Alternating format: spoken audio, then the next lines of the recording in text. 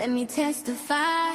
It's gonna be the year that I break every cycle. Let me testify, right hand on the Bible. I was tripping, chasing every empty title. Now I'm locked in, living like a walking Bible. It is 2026, y'all, and some of us are still the first. But have we talked about what happens after you actually get there? Everybody celebrates the degree, the promotion, the business, the house, the title.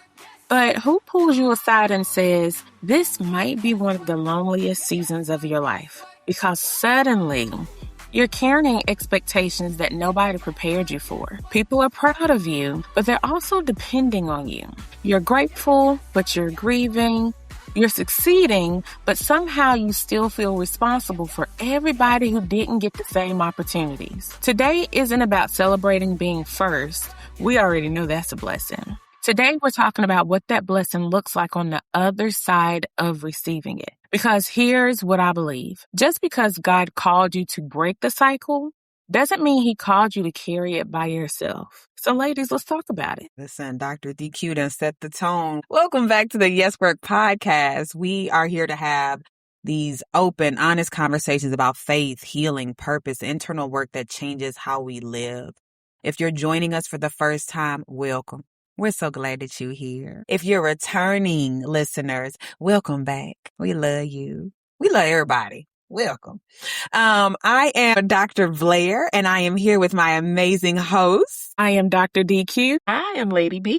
Today's conversation is one that's deeply personal because success isn't always as simple as people think it is. We celebrate the milestones, the promotions, the degrees, the breakthroughs, but we don't often talk about what those milestones ask of us emotionally. So whether you're the first to graduate, lead, build wealth, hallelujah, prosperity in here, or simply do the life that you have been doing differently than the generations before you. This conversation is more about what happens afterwards, not the achievement itself.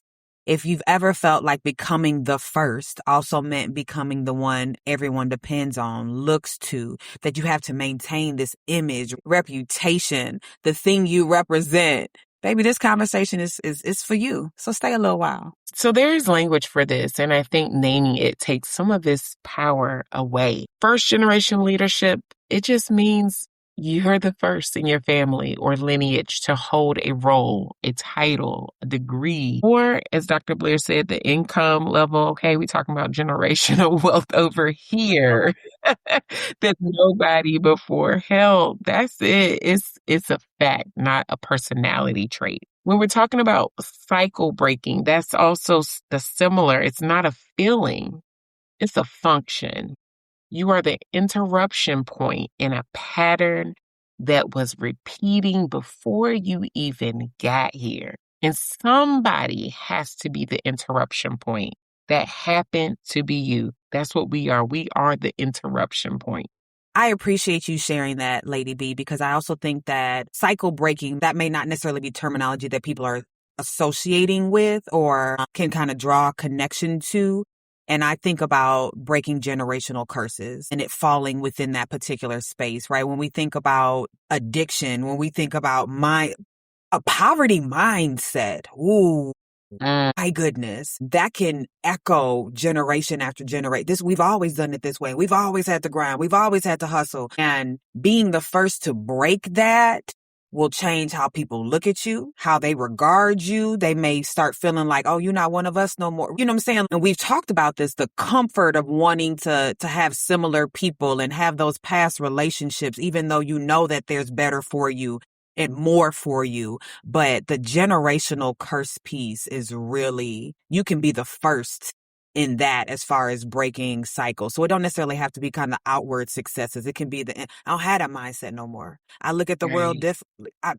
Like those things I think are really important. Wow. Yeah. And, I think what Dr. Blair is describing is heavy. It's heaviness, right? A lot of us would call that achievement guilt. And, it makes me think back to Dr. Blaine when you say poverty or just thinking like, this is not the lifestyle. We're not living and doing the way that we used to do. Like we're changing it up from my family.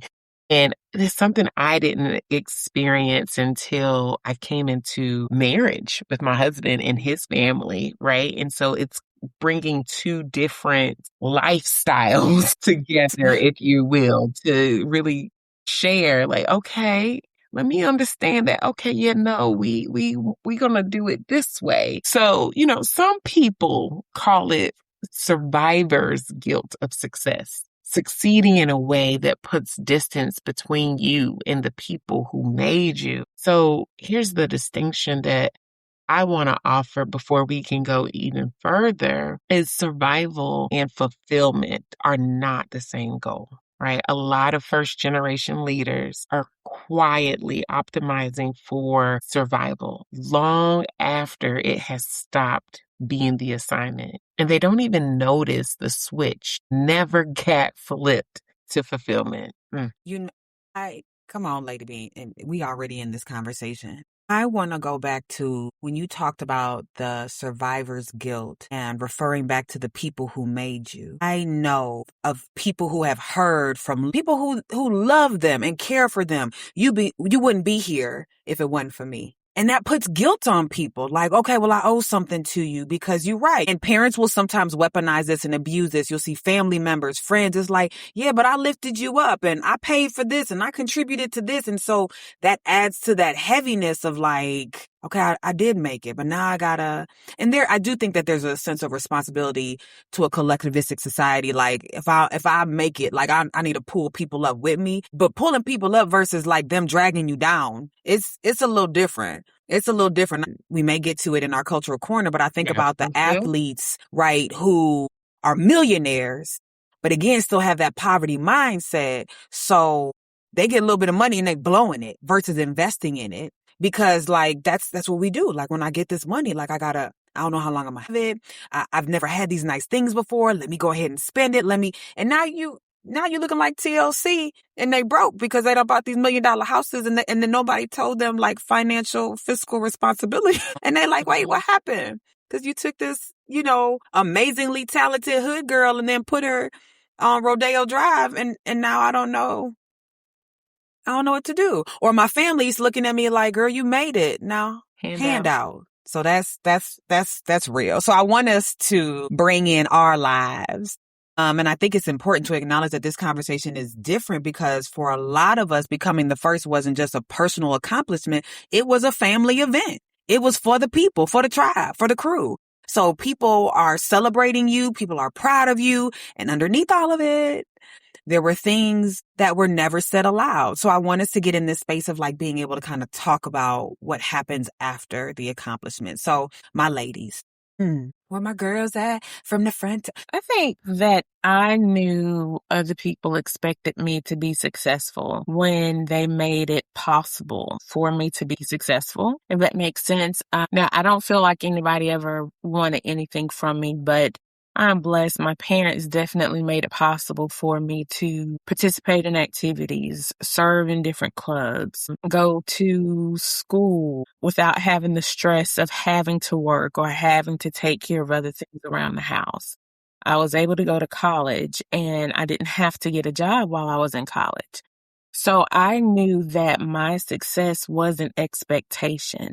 I think it was just how I was raised, and I was also raised to prioritize my schoolwork, to have options. And I think ultimately, and my mom has absolutely told me this, that they wanted better for me and my brother than what they had for themselves. So, and I thank God for that. I thank God for them. I a college graduate. Both of my parents went to school. They didn't have the honor of finishing their journey. So my success was all tied into what they wanted from me and my brother based on their own experiences. Well, I got to ask a follow-up, Dr. DQ. Do you feel like that added pressure to you to make sure that you did achieve the things that they were hoping for you? I think that absolutely made it so that giving my best was a non-negotiable.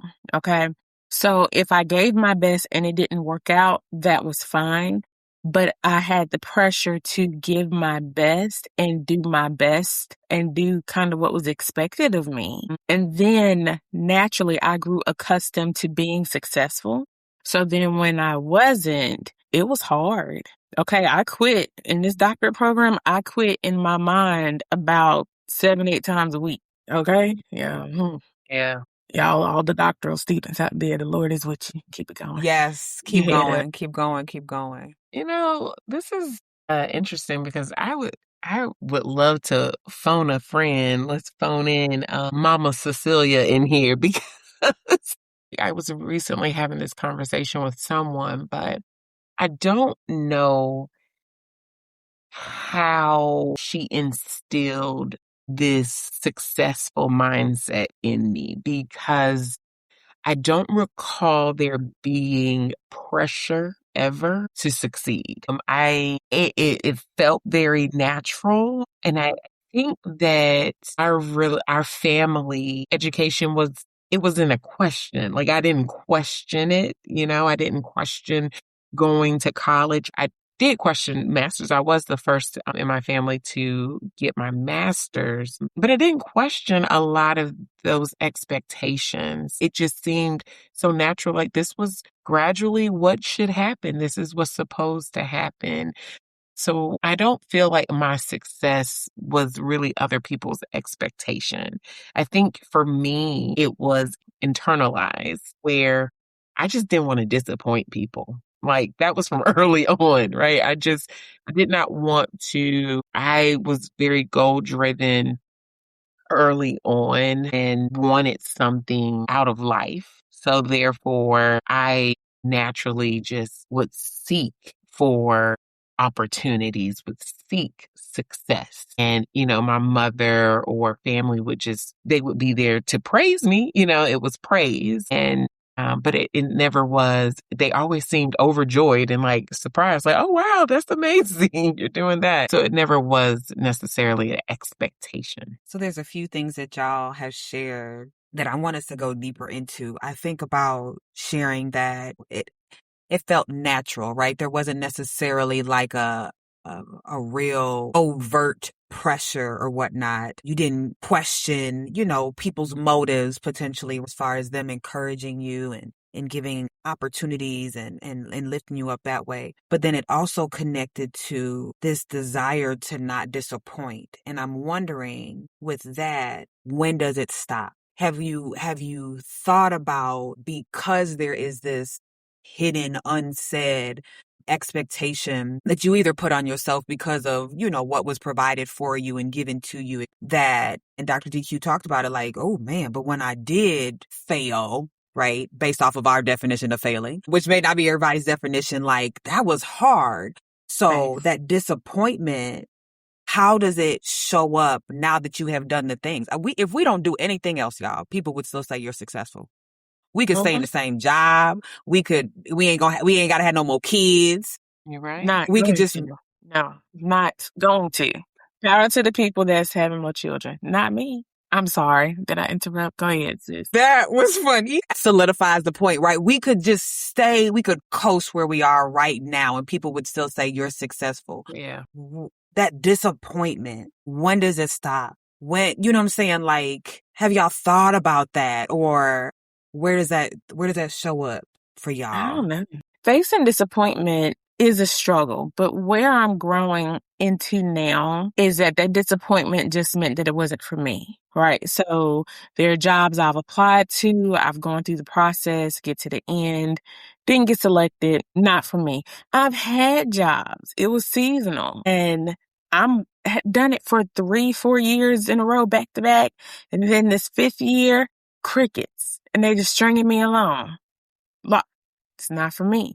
I'm disappointed because that was a check, but I am wrapping my mind around the fact that I'm disappointed, but that joy comes in the morning, right? I'm going to just be disappointed for a little while and I'm going to realize like, okay, well, that wasn't for me. So let me keep moving. So in a sense, while it may be this temporary feeling of disappointment, it is not a noun. I don't know if that makes sense. It's not like a permanent status where it's disappointment. I can't file it in that category because really maybe it was a blessing in disguise. And so I just have to move on and just realize that It just wasn't for me. It was somebody else's opportunity. I was pausing because it looked like Dr. Blair had more questions.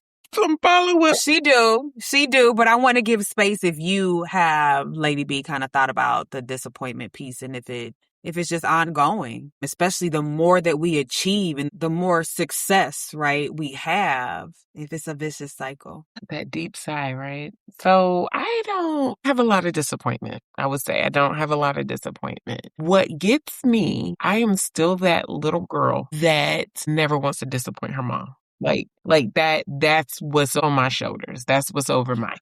Everything that I do is still connected to that source. It's like, I want to make her proud, and I don't want to disappoint her. It could be issues. It could be something related to my marriage. And, I don't want to disappoint her. I'm thinking about how it impacts her. And so it is, I don't know. I know I probably need to go see a therapist. That's all right. We all do. But, because I don't know why it's that connection. A lot of my childhood was just her and I. So there's that very close bond and connection. But when it comes to disappointment, that's what I was trying to think of it. And it's really connected to her. Like, I do want to go and move beyond and be successful so that she can see it, so that she can be proud, so that, That's good. I think about that's a weight too, right? Because even though I think we all know that, like, there's probably very little that we can do because our parents love us unconditionally and we're blessed because that's not always the case for everyone, for their caregivers and their parents. But we are, the three of us are blessed as far as our mothers and our family and the people that love us. I just want you to know that you touched on something there, that it's a lot of weight. It is. It's a lot of weight to carry. Yeah. Because even if they tell us, like, this is what I expect of you, to constantly strive for that, there's a cost for the person that's trying to achieve that success. That's I think heavy. we need an episode that talks about we are our mother's only daughter. Yeah. All of us. All of us. Yeah. Yeah. And I mean, as of right now, today, that's the situation for Dr. DQ. And, well, Dr. DQ ain't having no more kids. So for her daughter. Corey can record that episode, also the sequel, in another 25 years. Yes, she can. But that's the same for me as well with my daughter. And wow. Yeah, that's an episode. All right, listeners, too. Come on. Oh, for the ones that have reconciled that or working through that now, or even just us sharing that in real time, if you're like, yes, please, and thank you, leave a comment. We want to hear from y'all if that's a topic that you all feel like you can connect to as well. That's deep. That is deep. I want to lean into the piece around we're striving for success. Man, we could do a whole episode on defining what success is, right? And we've talked about success before and how it is typically in the things, right? And that internal peace and joy that should be an indicator of success for us. But especially when it comes to being the first, there's this, again, the emotional weight of it and feeling like you don't have the right to share the struggle or talk about the cost of the things that you're doing. And I most directly think of when working towards my doctoral degree, I felt bad and a little bit of like guilt around saying like, this is hard. I broke down during my dinner celebration, whatever, on graduation day, and didn't even realize that was going to be my truth and like how it came out, because I was like, this was heavy. This was hard. I mean, the nights where my little boy, cause he was itty bitty at the time, but him coming to me and saying like, why are you still working? Not knowing that work, quote unquote, was school, right? It was the joining my daughter's violin concert via FaceTime because I had class that Saturday and I couldn't physically be there. And it was like, I didn't, especially in real time, feel like I could, or I had permission to say I'm struggling. And this thing that I'm working to achieve, this success, is hard. So ladies, Dr. DQ giving a look right here. You said a whole line. You didn't feel like you had that permission. Listen. And that for us, we call it perseverance, which it is, but we're expected to persevere. We're expected to succeed. All Black women, we're superheroes. We make it look easy. We make it look very easy, and nobody really understands the term you used before, how heavy it is when you are sitting in those moments and you feel like you cannot fail. You don't have the permission to fail because of how it's going to look to other people that are counting on you. And then, of course, somewhere there's also going to be that comparison where it's like, well, so-and-so did it. I know I could do it if they did it. Y'all, that line, it irks me. When people are like, if I can do it, you can do it. You don't have the same background as me, the same struggles, the same mindset, I don't know who you are. For you to say, if I could do it, I came from this, that, and good for you. I'm going to celebrate. But that doesn't then mean that I don't have my own things, that I don't have different type of heaviness, right? Yours is just, it's situated. You carrying it on your back. I'm carrying it on my shoulders. So it's different. And I think that's so important to acknowledge. Ooh. Yeah. Mm-hmm. It reminds me of that episode of Living Single when Regine was getting her breast reduction and she was half Delulu and she looked at, Khadijah and was like, why was it me and not you? And Khadijah looked up and said, I was built to carry this shelf or something like that.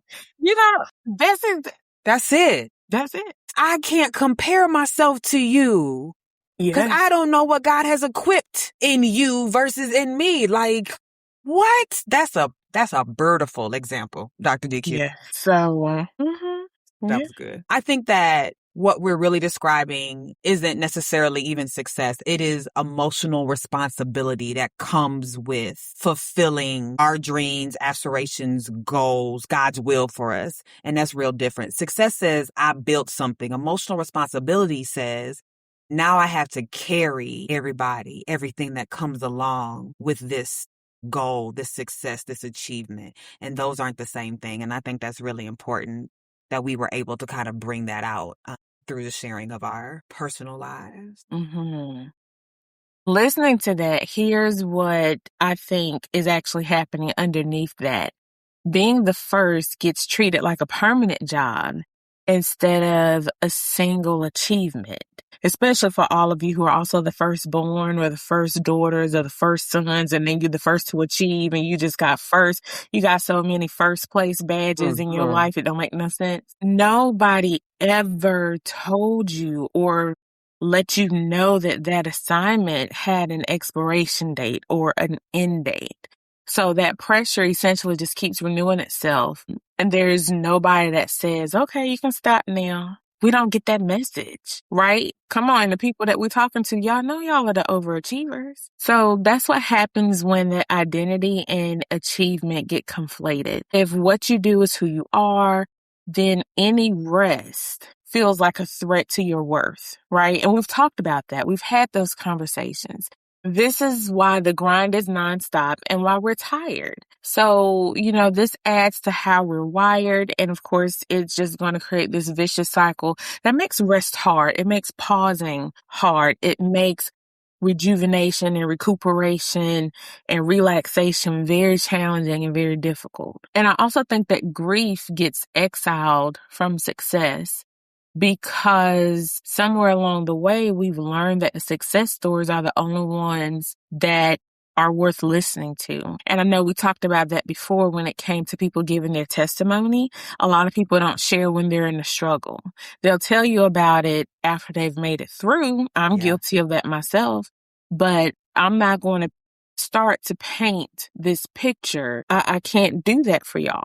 Right? I cannot paint this picture and I don't know what it's going to look like on the other side. So, a cycle breaker naming lost isn't ingratitude. It's honesty. So, putting that a different way, you're the first, you're doing, you're living, you're going through, naming the challenges and the loss that you experienced doesn't make you ungrateful. It makes you honest. So carrying a family forward and carrying a family instead of yourself are two very different postures. And most of us are never really taught how to tell them apart, right? And what's interesting is that we are starting to see more and more people talk about this publicly. And if they're not talking about it, we're seeing it. We recognize what's happening. So a couple of examples, of course, our forever First Lady, Michelle Obama, has talked about the weight of being first. I did start her audiobook, and I just hearing about growing up on the South Side of Chicago. She was definitely the first, being in the White House as the First Lady. We saw the first, but just hearing how her beginnings were very humble and she was the first before she got to the White House. Yeah. There's also Justice Ketanji Brown Jackson. She has described her family's journey in one line is that it took just one generation to go from segregation to the Supreme Court of the United States. That's heavy. That's big. There's Viola Davis, who wrote in her memoir about her generation being handed forward like a baton, where they had to carry the hope for people who couldn't finish the race themselves. And I think that sentiment carries, right? A lot of times we see the shirts, we are our ancestors' wildest dreams. Sometimes we are our grandparents' wildest dreams and our parents' wildest dreams. Yeah. And we're going first. We are the first. And of course, y'all know I try to think about how we see this in real life. In addition to the examples that I named, you know, we also have those fictional characters. So I know we got some Madea fans out there. We had Meet the Browns, where, you know, the son made it and he made it to the big leagues, and then his daddy showed up out of nowhere. Another Madea example is Madea Family Reunion, where Lynn Whitfield, Lord, she played evil, but she'll never play broke. But anyway, she told her daughter that her daughter owed her. Yeah. Okay. And we've always seen those pro athletes who are blowing money, to the example mentioned earlier, but then they also end up doing hood things, even though they're not in the hood no more, and messing up their blessings because they feel like they have to keep up and keep doing what they used to do because they don't want to change. They don't want to be accused of not being the same person they were before they got to that achievement. And there was also an episode of the D.L. Hughley show that I was listening to. And this one was that if he came into a large amount of money, he would have his family members sign an agreement that they ain't going to ask for no more money. Because, girl, yes. And I don't blame them. I understand. Because, yes, you don't want it to become about that, like you're the first. Right. I love you. I'm going to help you. But you can't extend your hand out all the time. So I can only carry you so far, or maybe I can't even really carry you at all. But I'm the first I've achieved. But there's an expiration date to how this achievement benefits them. So whether you agree or disagree with that, there's a couple of real life / media examples that might, you might be able to connect with. I think that when it came to like Michelle and some of the others and their comments around, how difficult it was being in those moments, that naming the weight, especially for those that I think that as little Black girls, we look at these successful Black women and we don't know the struggle that they've had to endure in order to get to the thing. Because again, we got to be happy. We got to be proud. We have to celebrate and don't complain while going through it. But to be able to, and I think Michelle Obama is a great example because of all the non-politically related comments and commentary that she received when she was the first lady, and how she handled it with grace and with respect and honor. I think it was powerful to be able to see, wow, even though I have one of the highest of achievements when we think about our system as a culture in America, look at what she got to go through. We ain't hear nothing about no Hillary Clinton going through it, no Barbara Bush, nothing. And she was able to, again, with grace, just say, I'm here to do this work. This is my objective. So we were able to see in real time the struggles. And I think that has so much power to be able to hear people acknowledge, no, this was hard. This was heavy. This is what I had to go through, especially as they're going through it, because then it lets us know like, oh, this thing may not be easy. And some of us know, especially depending on what identity aspects you have and how you showing up, my Black women, brown women, my women, period, because this is a male dominated society that we live in. So we know some of that, but there's so much power in being able to like name it and hear other people who have made it talk about it. And I think that's the piece that we need to see and hear more of. Because otherwise we are then super women and superhuman, and that's not real. It is not real. We live in off of the grace of God, though. So can I just say that, everything that we have been talking about, I just want to remind everyone that God settled this long before we became the first, right? So today, we picked out a scripture in Psalm 139, verse 14, and it reads, I praise you because I am fearfully and wonderfully made. And I absolutely, I love this verse. And here, David, in that particular scripture, he isn't praising God for the things that he's accomplished. What he's praising God for is for creating him, for creating him the way that he is, for thanking him and praising him for that. And I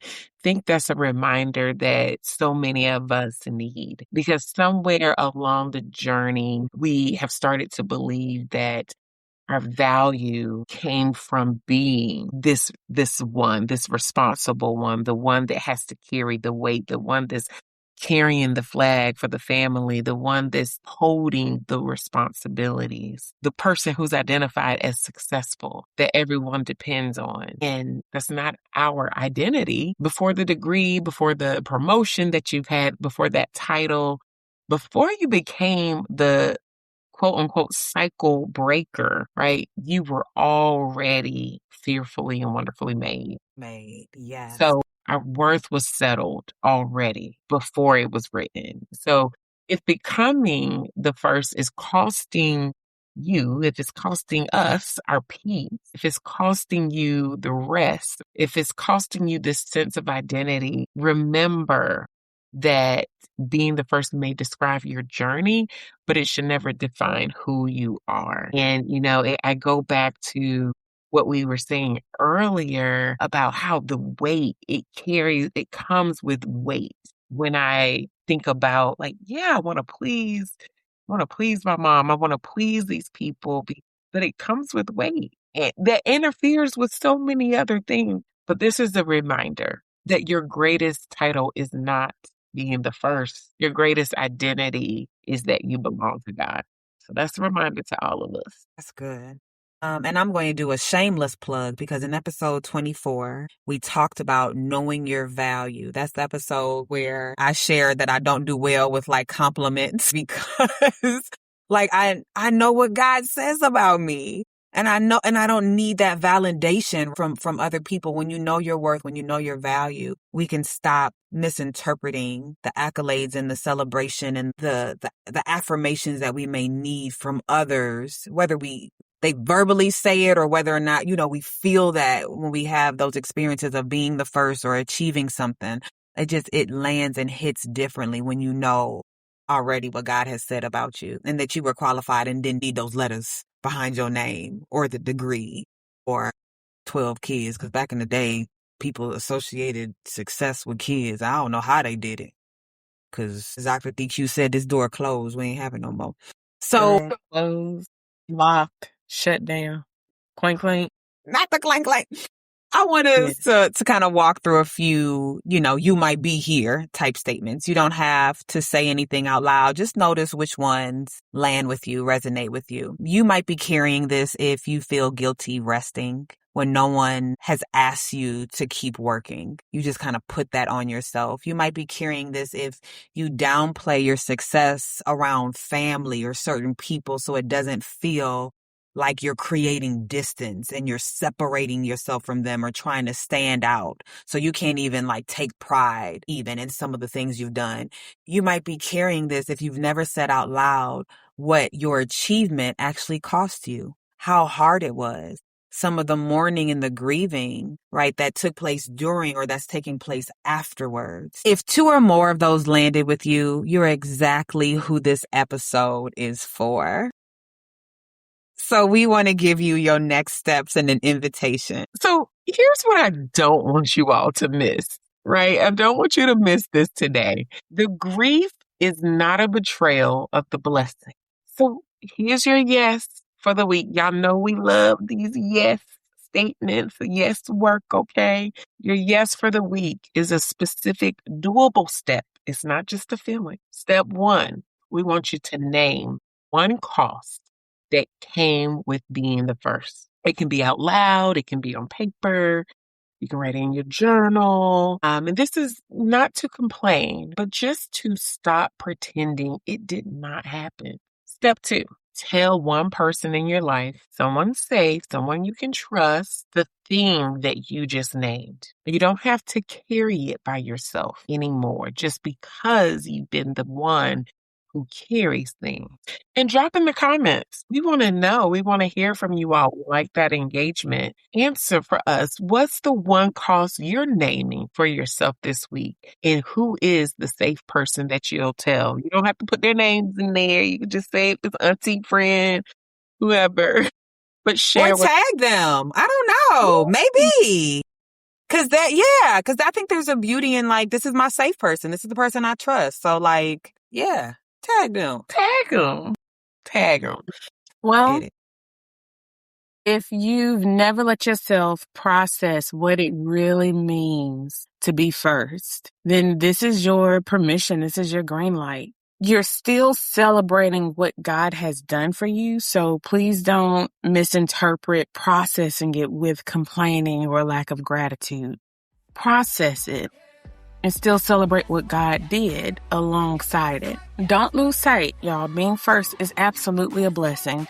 Somebody had to be first, and praise the Lord, God chose you. And He didn't leave you to be on the other side of success by yourself or even figure it out by yourself. So we hope that this episode blessed somebody. Tag somebody. Subscribe, share. We'd love to hear from you guys. But we'll see you next time as we keep living with what the yes disrupted. Bye, y'all. YesWork.